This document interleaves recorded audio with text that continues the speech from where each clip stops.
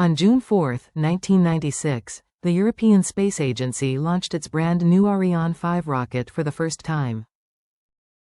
Just 37 seconds after liftoff, the rocket veered off course and self-destructed.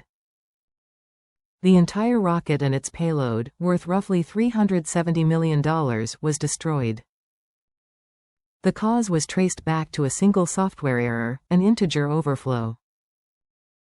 Ariane 5 reused a significant portion of its guidance software from its predecessor, the Ariane 4 rocket. That software included a function that converted a 64-bit floating point number, representing the rocket's horizontal velocity, into a 16-bit integer. This conversion worked fine on Ariane 4, because that rocket's flight path never produced velocity values large enough to cause a problem. But Ariane 5 was a more powerful rocket, with a different flight trajectory and significantly higher horizontal velocity during its early ascent. That higher velocity produced a number too large to fit into the 16-bit integer format the old software expected. This caused an integer overflow, a fundamental software error where a number exceeds the maximum value a data format can hold. The overflow triggered an exception in the guidance software, which the system was not designed to handle gracefully. Instead of ignoring the error or defaulting to a safe state, the guidance computer crashed. There was a backup guidance computer running identical software, as a redundancy measure. But because it was running the exact same code, it hit the exact same overflow error and crashed too, just milliseconds later.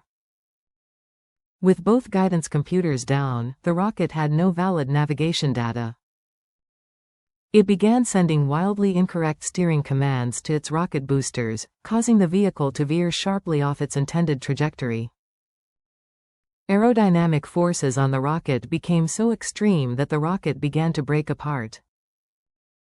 The onboard self-destruct system automatically triggered to prevent an uncontrolled crash.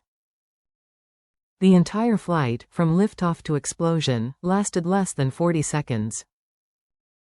The technical root cause was reusing software without properly revalidating it for a fundamentally different operating environment.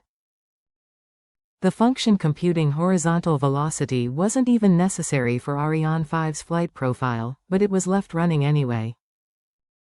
The redundant backup system provided no real protection, because it was an identical copy of the same flawed code, guaranteed to fail the same way.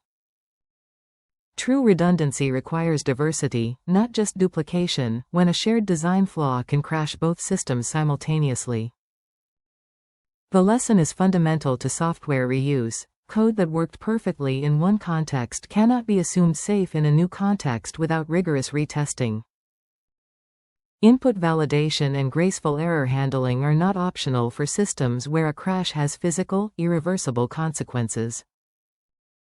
The Ariane 5 explosion remains one of the most expensive and most studied software bugs in engineering history.